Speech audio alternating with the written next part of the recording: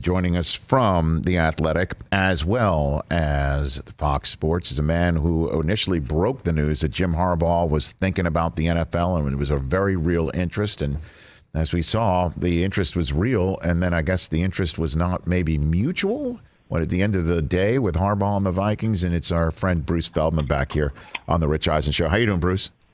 I'm doing well, Rich. Good to be on with you guys. Like right there, no problem. Right back at you.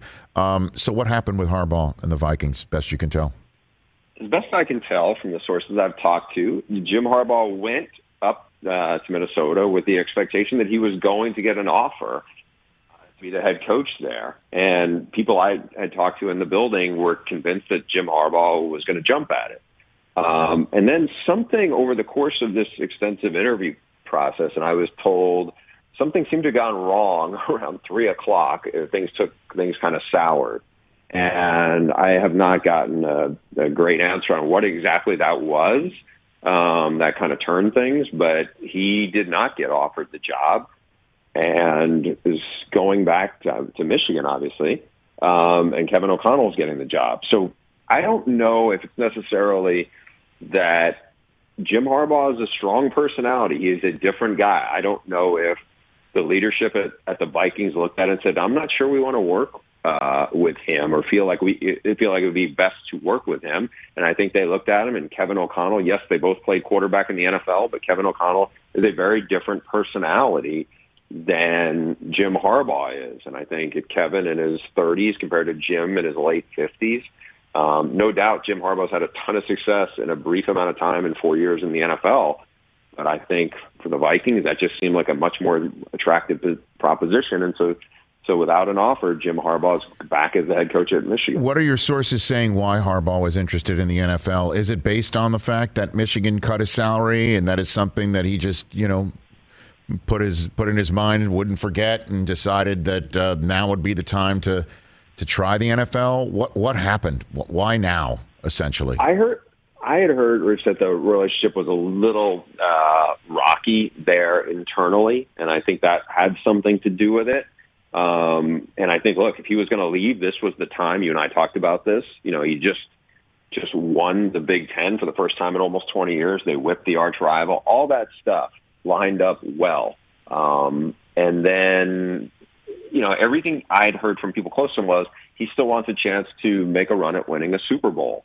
And at 58, this seemed like a really ideal time. But the way the circumstances lined up and the way it worked out in his interview process with the Vikings, I think if it's Jim Harbaugh, and this is also from talking to some people close to Jim, was the expectation was Jim Harbaugh is different than a lot of the candidates. He's not a first-time head coach. He has been to a Super Bowl before. He was wildly successful as an NFL head coach. It was almost like it was expected if Jim Harbaugh wants a job, he's going to get the job. And that certainly didn't play out this way, this cycle. And I can't imagine it, like going forward, because this was such a unique situation in terms of it played out so publicly. I know when we talked about it, what was it, a month ago or so? And then it got more momentum as more dominoes fell. It was public. He was talking about with recruits. Guys on his staff were feeling like Jim wants it. He wants out. And you have his defense coordinator, Mike McDonald, leave after a good year to go back to the Ravens to run that defense. And now since you have a big vacancy on the staff, you've lost a lot of really good players to the NFL off that playoff team. So we'll see, because this is not a team that has been at all active in the portal either, where almost everybody else, even Alabama, as good as they are, they've got 3 terrific players out of the portal. Michigan has a bunch of holes, especially on defense. We'll see how aggressive Jim Harbaugh and this staff is going to be going forward, because I do think there's a bunch of stuff that needs to be smoothed out internally there. Well, what is it? I mean, and I know I'm asking you multiple questions at once, which is a bad thing to do as a host, but I'll do it anyway. But did you say he mentioned to recruits, I'm thinking of going to the NFL, like he was open on that process? He was telling recruits that? My understanding was, and I think it was reported by one of the recruiting sites in Michigan, that he was, including with like one of the top recruits they have coming in, was open with his family and transparent.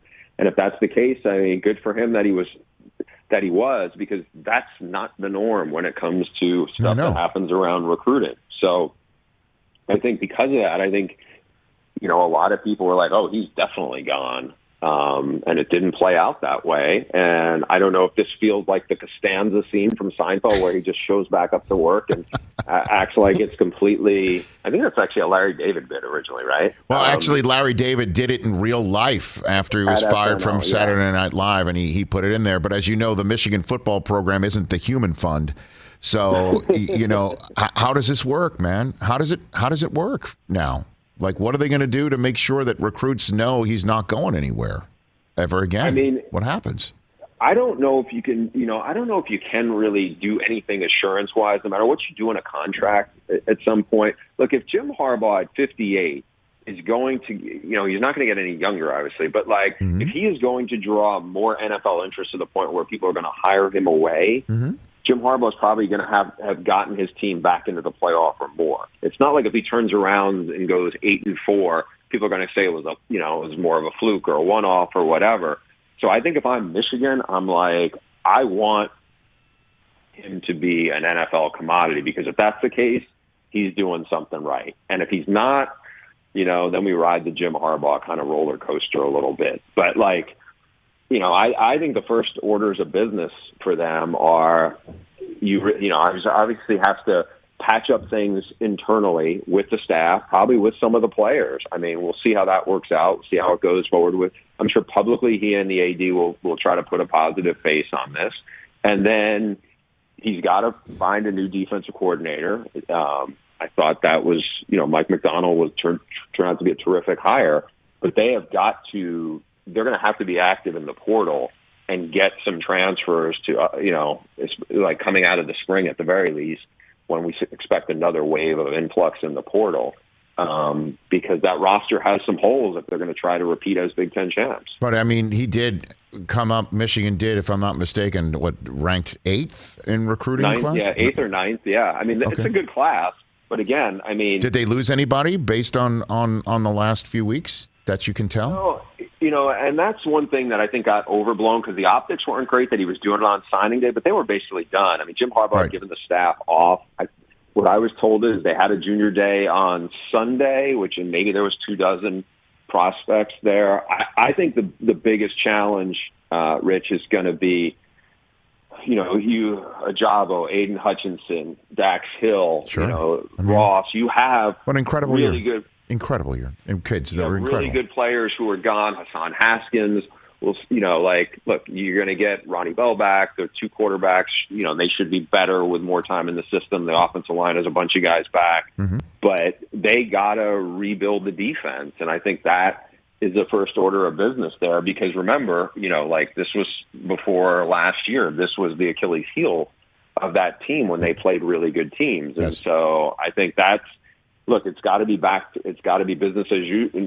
It's got to be back to work. And I think right now, now that he's going full, enthusiasm unknown to mankind now has to be with an energy, because the energy of the other people who are trying to make it to the playoff is at an incredibly high level, because they're so active, with the portal, because schools, to some degree or others are getting very engaged in how they are using NIL as a recruiting, appeal to build to stock their rosters. And I think Michigan is going to have to get more up to speed on some of those fronts right now. Bruce Feldman here on the Rich Eisen Show.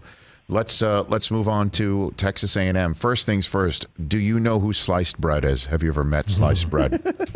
I have not. Okay, so I have not. So is this like the deep throat of college football reporting? Are you all looking around for Sliced Bread right now? Because Sliced Bread got some run yesterday, don't you think? No, the SEC West is wild right now in terms of there's a little 3-headed rivalry, and Lane Kiffin's got his hands in LSU's ear and his fingers in LSU's eye right now. Between what he has definitely stirred it up. He stirred it up on Brian Kelly's little gyrations on the videos. Nice. And he stirred it up and really wound up Jimbo Fisher, and Jimbo Fisher punched back yesterday. And I think this is probably stuff that Greg Sankey, the commissioner of the league, is probably not thrilled about, because what you're saying, what you're talking about, is also, like, this is the kind of thing where it speaks to it speaks to under the table stuff that now everyone just assumes is over the table and is fair game because of the NIL aspect of it. So now the conversations and the rumblings and the allegations and the innuendos are full force. And, back in the summer, I did a big story for The Athletic about one coach just basically saying this was what it was going to be like. That it was like, hey, I don't want to hear to tell the boosters, I don't want to hear you guys complain that we lost so-and-so from our state or from our region. You guys had the chance. You could pony up and you could do this. And I think, people are kidding themselves if they do not think some very aggressive recruiting is not going on, now, involving a lot of players. What do we mean here? So because again, the accusation is a slush fund that very rich benefactors for the school are putting in and basically telling the kids, this is going to be your pot of money and we'll decide how much you get based on your performance. Is that literally what is being thrown out there? And does something like that, do you think, exist anywhere in college football? I don't know. I mean, I do think it's irresponsible to put it out there, because you know what, people are going, if you use this framework, right? Jimbo Fisher just landed the highest ranked recruiting class in the history of 247 sports, basically in the history of modern college football recruiting. And he did it after a team that just went 8-4. It's not like this is Alabama or this is Georgia doing it. I think the part that Jimbo has a point about is, like, if other coaches are pointing the finger, it's like, well, other coaches are getting similar caliber recruits, so it's like, oh, it's only working for these, only this particular school is in the dirty pool. Like, I think people are naive if they think, oh, this school's doing it and these other schools aren't as active in it. I think there's a lot of stuff that is going on that is going to be hard for the NCAA to police. And whether it's to the degrees of the sliced bread, talk, I don't know if I would go that far with it, but I do think there's a lot of things that it's going to be hard for the NCAA to get out in front of. And that's not saying that A&M is doing it and other places aren't. It's not saying that, no one outside the SEC is doing it. I just think that right now this has become more of an open season on how this is working in a bunch of places. Bruce Feldman here on the Rich Eisen Show. And so the process that I guess Brian Kelly was utilizing to do we know what the genesis of the dancing with the recruits was? Like, I'm being genuinely serious here, because these are conscious choices that big programs are making to make I guess what a cool atmosphere. Come hang with us. We'll dance. We'll have fun. We'll make videos together. Or Brian Kelly is doing things that he would never have done or imagined to have done, in the staid shadow of Rudy and Notre Dame, that the kid he's dancing with, 8 million people saw it, went to Alabama when it's all said and done. Is that actually is what happened yesterday? Yeah, I mean, the crazy thing on that, so some of this social media fodder and some of these, like, the Brian Kelly dance performances, this isn't the first one that he's done. Right. He's been at LSU.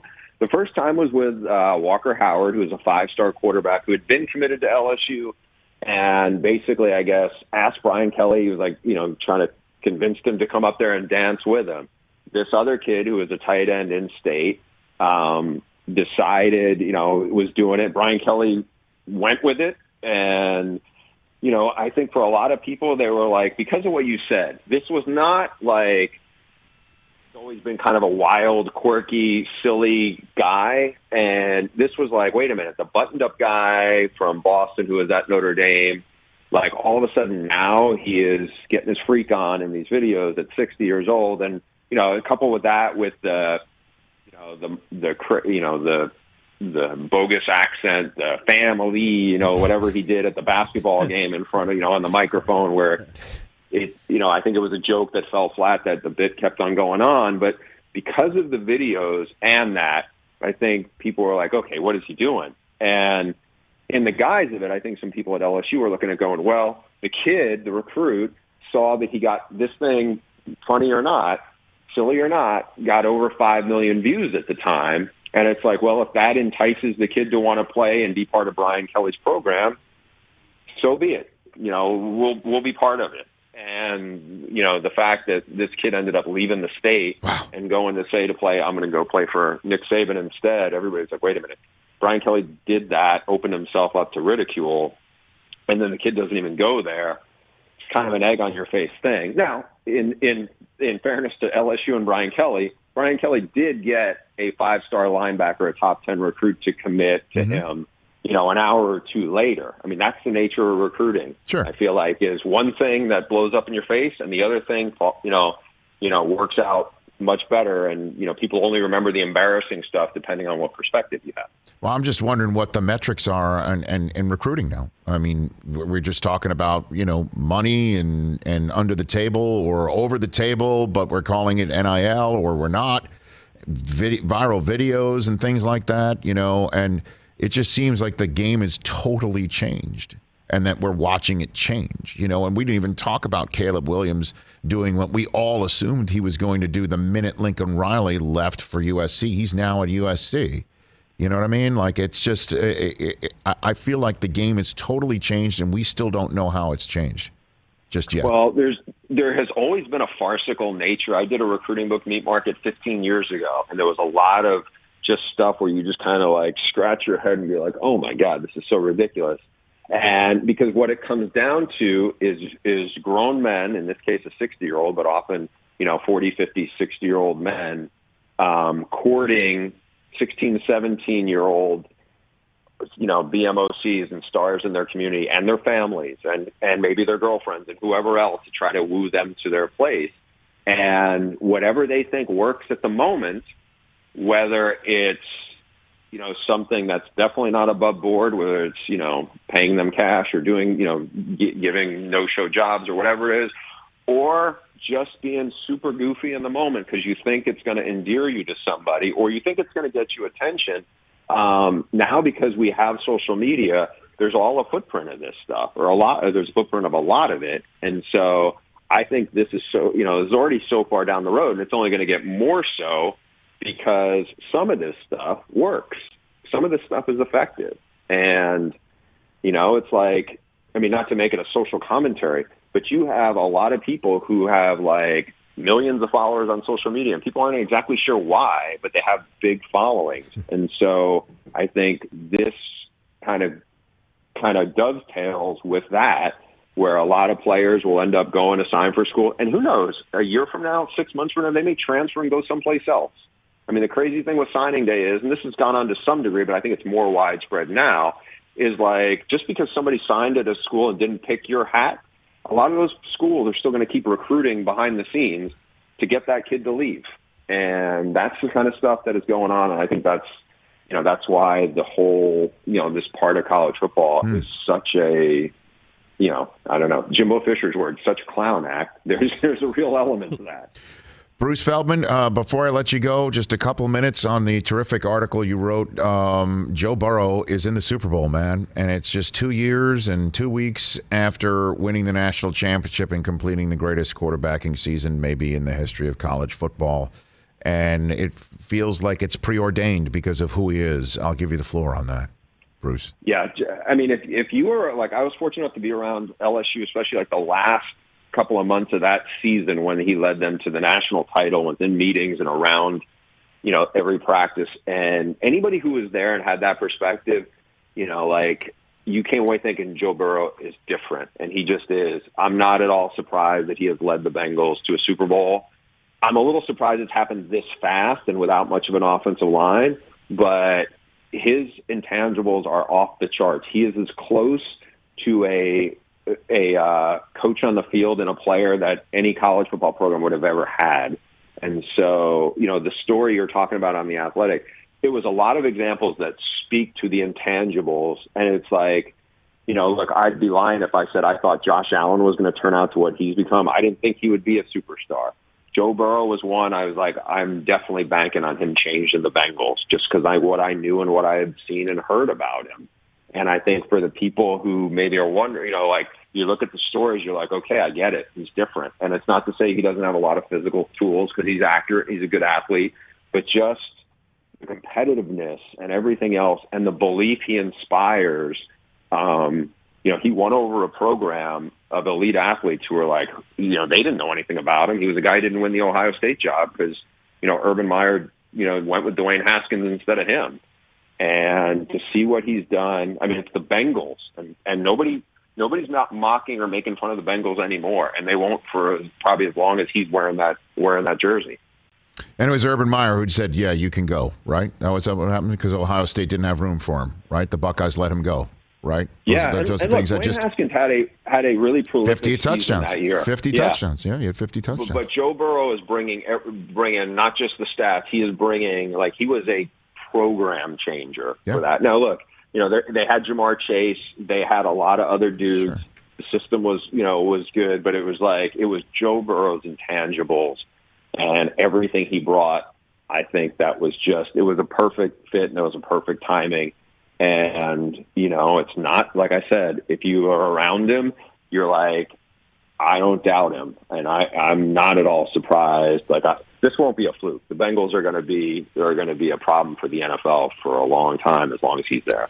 Bruce, thanks for the time. Greatly appreciate it. Great stuff, as always. We'll chat down the line. Always a pleasure, Rich. Thanks for having me. That's Bruce Feldman. Bruce, don't call me Sliced Bread Feldman, right here on The Rich Eisen Show. Hey, you watched all the way to the end. Thanks for that. Watch more right here.